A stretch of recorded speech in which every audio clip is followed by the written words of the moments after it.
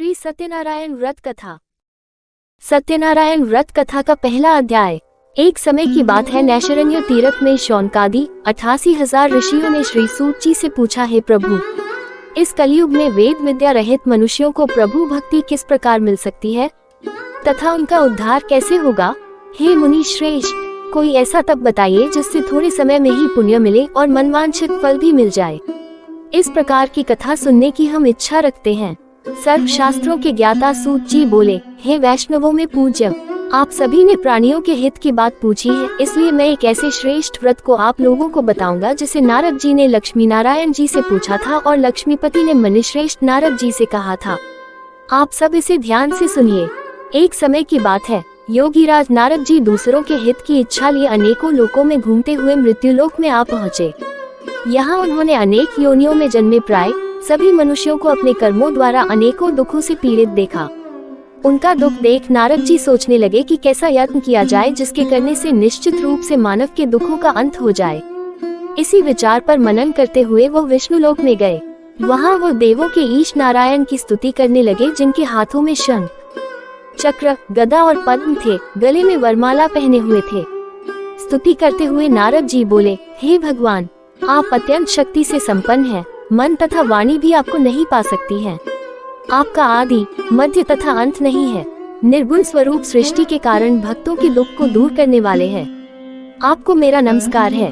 नारद जी की स्तुति सुन विष्णु भगवान बोले, हे मुनि श्रेष्ठ, आपके मन में क्या बात है? आप किस काम के लिए पधारे हैं? उसे संकोच कहो। इस पर नारद मुनि बोले कि मृत्यु लोक में अनेक योनियों में जन्मे मनुष्य अपने कर्मों के द्वारा अनेकों दुख से दुखी हो रहे हैं। हे नाथ, आप मुझ पर दया रखते हैं तो बताइए कि वो मनुष्य थोड़े प्रयास से ही अपने दुखों से कैसे छुटकारा पा सकते हैं। श्री हरि बोले, हे नारद, मनुष्यों की भलाई के लिए तुमने बहुत अच्छी बात पूछी है, जिसके करने से मनुष्य मोह से छूट जाता है। वो बात मैं कहता हूँ, उसे सुनो। स्वर्गलोक व मृत्युलोक दोनों में एक दुर्लभ उत्तम व्रत है जो पुण्य देने वाला है। आज प्रेमवश होकर मैं उसे तुमसे कहता हूँ। श्री सत्यनारायण भगवान का यह व्रत अच्छी तरह विधान पूर्वक करके मनुष्य तुरंत ही यहाँ सुख भोग कर मरने पर मोक्ष पाता है। श्री हरि के वचन सुन नारद जी बोले कि उस व्रत का फल क्या है और उसका विधान क्या है? यह व्रत किसने किया था? इस व्रत को किस दिन करना चाहिए? सभी कुछ विस्तार से बताएं। नारद की बात सुनकर श्री हरि बोले, दुख व शोक को दूर करने वाला, ये सभी स्थानों पर विजय दिलाने वाला है। मानव को भक्ति व श्रद्धा के साथ शाम को श्री सत्यनारायण की पूजा धर्म परायण होकर ब्राह्मणों व बंधुओं के साथ करनी चाहिए। भक्ति भाव से ही नैवेद्य, केले का फल, घी, दूध और गेहूं का आटा सवाया ले। गेहूं के स्थान पर साठी का आटा, शक्कर तथा गुड़ लेकर वह सभी भक्षण योग्य पदार्थों को मिलाकर भगवान का भोग लगाएं। ब्राह्मणों सहित बंधु बांधवों को भी भोजन कराएं। उसके बाद स्वयं भोजन करें। भजन कीर्तन के साथ भगवान की भक्ति में लीन हो जाएं। इस तरह से सत्यनारायण भगवान का यह व्रत करने पर मनुष्य की सारी इच्छाएं निश्चित रूप से पूरी होती हैं। इस कली काल अर्थात कलयुग में मृत्यु लोक में मोक्ष का यही एक सरल उपाय बताया गया है। श्री सत्यनारायण व्रत कथा का पहला अध्याय संपूर्ण। बोलिए श्री सत्यनारायण भगवान की जय। सत्यनारायण भगवान की व्रत कथा का दूसरा अध्याय। सूत जी बोले, हे ऋषियों, जिसने पहले समय में इस व्रत को किया था उसका इतिहास कहता हूँ, ध्यान से सुनो। सुंदर काशीपुरी नगरी में एक अत्यंत निर्धन ब्राह्मण रहता था। भूख प्यास से परेशान वो धरती पर घूमता रहता था। ब्राह्मणों से प्रेम करने वाले भगवान ने एक दिन ब्राह्मण का वेश धारण कर उसके पास जाकर पूछा, हे विप्र, नित्य दुखी होकर तुम पृथ्वी पर क्यों घूमते हो? दीन ब्राह्मण बोला, मैं निर्धन ब्राह्मण हूँ, भिक्षा के लिए धरती पर घूमता हूँ। हे भगवान, यदि आप इसका कोई उपाय जानते हो तो बताइए। वृद्ध ब्राह्मण कहता है कि सत्यनारायण भगवान मनोवांछित फल देने वाले हैं, इसलिए तुम उनका पूजन करो। इसे करने से मनुष्य सभी दुखों से मुक्त हो जाता है। वृद्ध ब्राह्मण बनकर आए सत्यनारायण भगवान उस निर्धन ब्राह्मण को व्रत का सारा विधान बताकर अंतर्धान हो गए। ब्राह्मण मन ही मन सोचने लगा कि जिस व्रत को वृद्ध ब्राह्मण करने को कह गया है मैं उसे जरूर करूँगा। यह निश्चय करने के बाद उसे रात में नींद नहीं आई। वो सवेरे उठकर सत्यनारायण भगवान के व्रत का निश्चय कर भिक्षा के लिए चला गया। उस दिन निर्धन ब्राह्मण को भिक्षा में बहुत धन मिला, जिससे उसने बंधु बांधवों के साथ मिलकर श्री सत्यनारायण भगवान का व्रत संपन्न किया। भगवान सत्यनारायण का व्रत संपन्न करने के बाद वो निर्धन ब्राह्मण सभी दुखों से छूट गया और अनेक प्रकार की संपत्तियों से युक्त हो गया। उसी समय से यह ब्राह्मण हर माह इस व्रत को करने लगा। इस तरह से सत्यनारायण भगवान के व्रत को जो मनुष्य करेगा वो सभी प्रकार के पापों से छूटकर मोक्ष को प्राप्त होगा। जो मनुष्य इस व्रत को करेगा वो भी सभी दुखों से मुक्त हो जाएगा। सूत जी बोले कि इस तरह से नारद जी से नारायण जी का कहा हुआ श्री सत्यनारायण व्रत को मैंने तुमसे कहा। हे विप्रो, मैं अब और क्या कहूँ? ऋषि बोले, हे मुनिवर, संसार में उस विप्र से सुनकर और किस किसने इस व्रत को किया, हम सब इस बात को सुनना चाहते हैं। इसके लिए हमारे मन में श्रद्धा का भाव है। सूत जी बोले, हे मुनियों, जिसने इस व्रत को किया है वे सब सुनो। एक समय वही विप्र धन व ऐश्वर्य के अनुसार अपने बंधु बांधवों के साथ इस व्रत को करने को तैयार हुआ। उसी समय एक लकड़ी बेचने वाला बूढ़ा आदमी आया और लकड़ियां बाहर रखकर अंदर ब्राह्मण के घर में गया। प्यास से दुखी वो लकड़हारा उनको व्रत करते देख विप्र को नमस्कार कर पूछने लगा कि आप ये क्या कर रहे हैं? तो उन्होंने बताया कि व्रत कर रहा हूँ तथा इसे करने से क्या फल मिलेगा, कृपया मुझे भी बताएं। ब्राह्मण ने कहा कि सब मनोकामनाओं को पूरा करने वाला ये सत्यनारायण भगवान का व्रत है। इनकी कृपा से ही मेरे घर में धन धान्य आदि की वृद्धि हुई है। विप्र से सत्यनारायण व्रत या के बारे में जानकर लकड़हारा बहुत प्रसन्न हुआ। चरणामृत लेकर वह प्रसाद खाने के बाद वो अपने घर गया। लकड़हारे ने अपने मन में संकल्प किया कि आज लकड़ी बेचने से जो धन मिलेगा उसी से श्री सत्यनारायण भगवान का उत्तम व्रत करूंगा। मन में इस विचार को ले बूढ़ा आदमी सिर पर लकड़ियां रख उस नगर में बेचने गया जहां धनी लोग ज्यादा रहते थे। उस नगर में उसे अपनी लकड़ियों का दाम पहले से 4 गुना अधिक मिलता है। बूढ़ा प्रसन्नता के साथ दाम लेकर केले, शक्कर, घी, दूध, दही और गेहूं का आटा ले और सत्यनारायण भगवान के व्रत की अन्य सामग्रियां लेकर अपने घर गया। वहां उसने अपने बंधु बांधवों को बुलाकर विधि विधान से सत्यनारायण भगवान का पूजन और व्रत किया।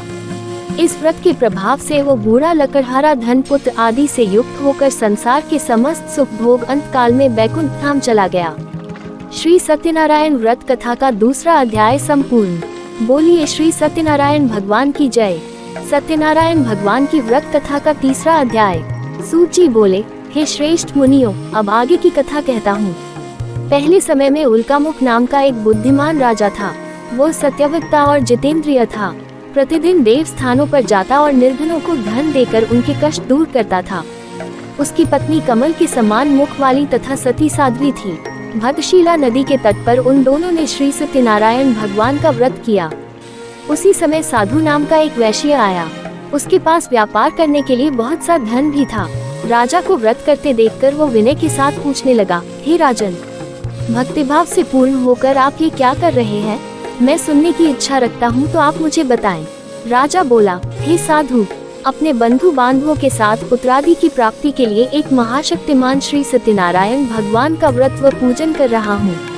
राजा के वचन सुन साधु आदर से बोला, हे राजन, मुझे इस व्रत का सारा विधान कहिए। आपके कथनानुसार मैं भी इस व्रत को करूँगा। मेरी भी संतान नहीं है और इस व्रत को करने से निश्चित रूप से मुझे संतान की प्राप्ति होगी। राजा से व्रत का सारा विधान सुन व्यापार से निवृत्त हो वो अपने घर गया। साधु वैश्य ने अपनी पत्नी को संतान देने वाले इस व्रत का वर्णन कह सुनाया और कहा कि जब मेरी संतान होगी तब मैं इस व्रत को करूँगा। साधु ने इस तरह के वचन अपनी पत्नी लीलावती से कहे। एक दिन लीलावती पति के साथ आनंदित हो सांसारिक धर्म में प्रवृत्त होकर सत्यनारायण भगवान की कृपा से गर्भवती हो गई। 10वें महीने में उसके गर्भ से एक सुंदर कन्या ने जन्म लिया। दिनों दिन वो ऐसे बढ़ने लगी जैसे कि शुक्ल पक्ष का चंद्रमा बढ़ता है। माता पिता ने अपनी कन्या का नाम कलावती रखा। एक दिन लीलावती ने मीठे शब्दों में अपने पति को याद दिलाया कि आपने सत्यनारायण भगवान के जिस व्रत को करने का संकल्प किया था उसे करने का समय आ गया है।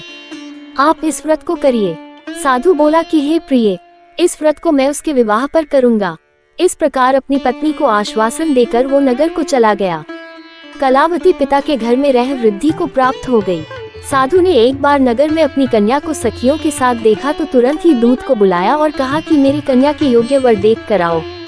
साधु की बात सुनकर दूत कंचन नगर में पहुंचा और वहां देखभाल कर लड़की के सुयोग्य वानिक पुत्र को ले आया। सुयोग्य लड़के को देख साधु ने बंधु बांधवों को बुलाकर अपनी पुत्री का विवाह कर दिया। लेकिन दुर्भाग्य की बात ये कि साधु ने अभी भी श्री सत्यनारायण भगवान का व्रत नहीं किया। इस पर श्री भगवान क्रोधित हो गए और श्राप दिया कि साधु को अत्यधिक दुख मिले। अपने कार्य में कुशल साधु बनिया जमाई को लेकर समुद्र के पास स्थित होकर रत्नासारपुर नगर में गया। वहां जाकर दामाद ससुर दोनों मिलकर चंद्रकेतु राजा के नगर में व्यापार करने लगे। एक दिन भगवान सत्यनारायण की माया से एक चोर राजा का धन चुराकर भाग रहा था। उसने राजा के सिपाहियों को अपना पीछा करते देख चुराया हुआ धन वहां रख दिया जहां साधु अपने जमाई के साथ ठहरा हुआ था। राजा के सिपाहियों ने साधु वैश्य के पास राजा का धन पड़ा देखा तो वो ससुर जमाई दोनों को बांधकर प्रसन्नता से राजा के पास ले गए और कहा कि उन दोनों चोरों हम पकड़ लाए हैं, आप आगे की कार्यवाही की आज्ञा दें। राजा की आज्ञा से उन दोनों को कठिन कारावास में डाल दिया गया और उनका सारा धन भी उनसे छीन लिया गया। श्री सत्यनारायण भगवान से श्राप से साधु की पत्नी भी बहुत दुखी हुई। घर में जो धन रखा था उसे चोर चुरा ले गए। शारीरिक तथा मानसिक पीड़ा व भूख प्यास से अति दुखी हो अन्न की चिंता में कलावती के ब्राह्मण के घर गई। वहां उसने श्री सत्यनारायण भगवान का व्रत होते देखा, फिर कथा भी सुनी। वो प्रसाद ग्रहण कर वो रात को घर वापस आई। माता के कलावती से पूछा कि हे पुत्री, अब तक तुम कहाँ थी? तेरे मन में क्या है? कलावती ने अपनी माता से कहा, हे माता, मैंने एक ब्राह्मण के घर में श्री सत्यनारायण भगवान का व्रत देखा है। कन्या के वचन सुन लीलावती भगवान के पूजन की तैयारी करने लगी। लीलावती ने परिवार व बंधुओं सहित सत्यनारायण भगवान का पूजन किया और उनसे वर मांगा कि मेरे पति तथा जमाई शीघ्र घर आ जाएं। साथ ही यह भी प्रार्थना की कि हम सबका अपराध क्षमा करें। श्री सत्यनारायण भगवान इस व्रत से संतुष्ट हो गए और राजा चंद्रकेतु को सपने में दर्शन दे कहा कि हे राजन, तुम उन दोनों वैश्यों को छोड़ दो और तुमने उनका जो धन लिया है उसे वापस कर दो। अगर ऐसा नहीं किया तो मैं तुम्हारा धन, राज्य व संतान सभी को नष्ट कर दूंगा। राजा को ये सब कहकर वो अंतर्धान हो गए। प्रातः काल सभा में राजा ने अपना सपना सुनाया, फिर बोले कि बनिक पुत्रों को कैद से मुक्त कर सभा में लाओ। दोनों ने आते ही राजा को प्रणाम किया।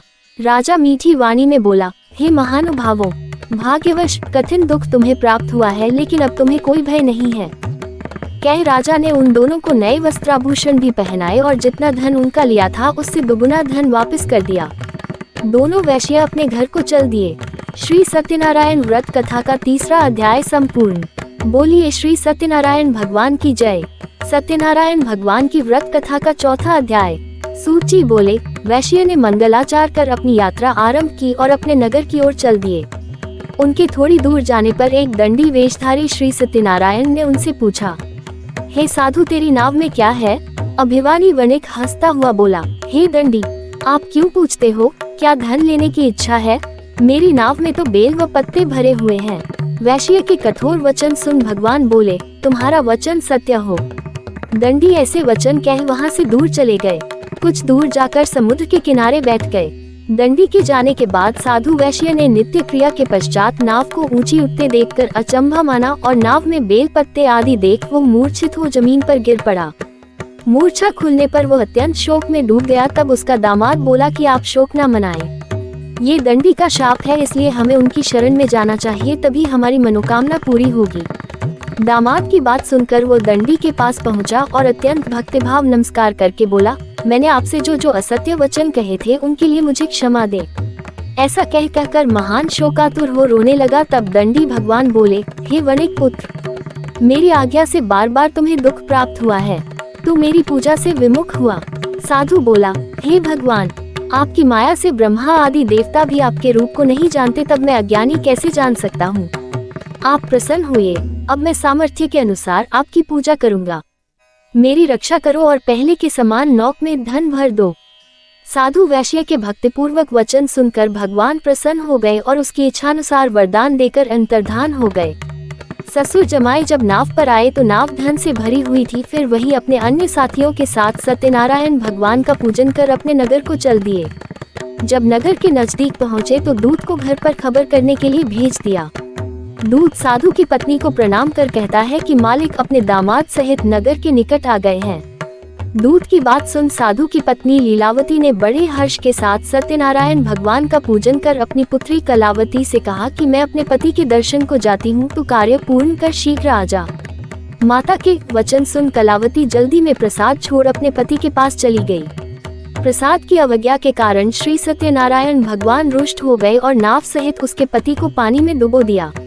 कलावती अपने पति को वहां ना पाकर रोती हुई जमीन पर गिर गई। नौक को डूबा हुआ देख व कन्या को रोता देख साधु दुखी होकर बोला कि हे प्रभु, मुझसे तथा मेरे परिवार से जो भूल हुई है उसे क्षमा करें। साधु के दीन वचन सुनकर श्री सत्यनारायण भगवान प्रसन्न हो गए और आकाशवाणी हुई, हे साधु, तेरी कन्या मेरे प्रसाद को छोड़कर आई है, इसलिए उसका पति अदृश्य हो गया है।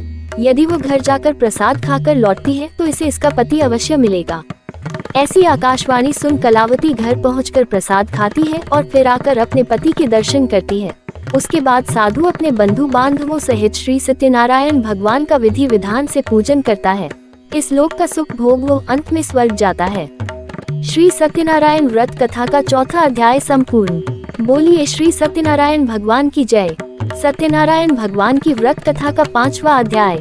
सूत जी बोले, हे ऋषियों, मैं और भी एक कथा सुनाता हूँ, उसे भी ध्यान पूर्वक सुनो। प्रजापालन में लीन तुंगध्वज नाम का एक राजा था। उसने भी भगवान का प्रसाद त्याग कर बहुत ही दुख सहन किया। एक बार वन में जाकर वन्य पशुओं को मारकर वो बड़ के पेड़ के नीचे आया। वहां उसने ग्वालों को भक्ति भाव से अपने बंधुओं सहित सत्यनारायण भगवान का पूजन करते देखा। अभिमान अवश राजा ने उन्हें देखकर भी पूजा स्थान में नहीं गया और न ही उसने भगवान को नमस्कार किया। ग्वालों ने राजा को प्रसाद दिया, लेकिन उसने वो प्रसाद नहीं खाया और प्रसाद को वहीं छोड़ वह अपने नगर को चला गया। जब वो नगर में पहुंचा तो वहां सब कुछ तहस नहस हुआ पाया तो वो शीघ्र ही समझ गया कि यह सब भगवान ने ही किया है। वो दोबारा ग्वालों के पास पहुंचा और विधि पूर्वक पूजा करके प्रसाद खाया तो श्री सत्यनारायण भगवान की कृपा से सब कुछ पहले जैसा हो गया। दीर्घकाल तक सुख भोगने के बाद मरणोपरांत उसे स्वर्गलोक की प्राप्ति हुई। जो मनुष्य परम दुर्लभ इस व्रत को करेगा तो भगवान सत्यनारायण की अनुकंपा से उसे धन धान्य की प्राप्ति होगी। निर्धन धनी हो जाता है और भयमुक्त हो जीवन जीता है। संतानहीन मनुष्य को संतान सुख मिलता है और सारे मनोरथ पूर्ण होने पर मानव अंतकाल में बैकुंठ धाम को जाता है। सूत जी बोले, जिन्होंने पहले इस व्रत को किया है अब उनके दूसरे जन्म की कथा कहता हूँ। वृद्ध शतानंद ब्राह्मण ने सुदामा का जन्म लेकर मोक्ष की प्राप्ति की। लकड़हारे ने अगले जन्म में निषाद बनकर मोक्ष प्राप्त किया। उल्कामुख नाम का राजा दशरथ होकर बैकुंठ को गए। साधु नाम के वैश्य ने मूर्ध्वज बनकर अपने पुत्र को आरे से चीरकर मोक्ष पाया। महाराज तुंगध्वज ने स्वयंभू होकर भगवान में भक्ति युक्त हो कर्म कर मोक्ष पाया। श्री सत्यनारायण व्रत कथा का 5वां अध्याय संपूर्ण। बोलिए श्री सत्यनारायण भगवान की जय।